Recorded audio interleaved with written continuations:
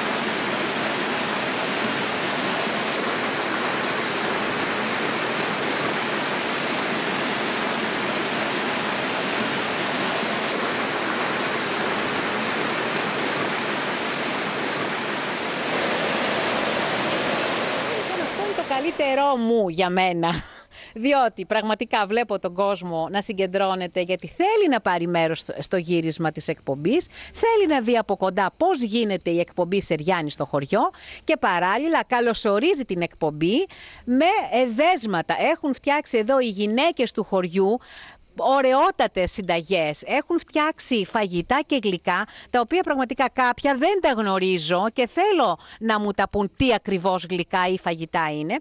Καταρχάς να καλησπερίσω όλη την παρέα. Καλησπέρα σας. Χαίρομαι που η εκπομπή Σεριάννη στο χωριό βρίσκεται στο ελληνικό, στο χωριό σας. Χαιρόμαστε.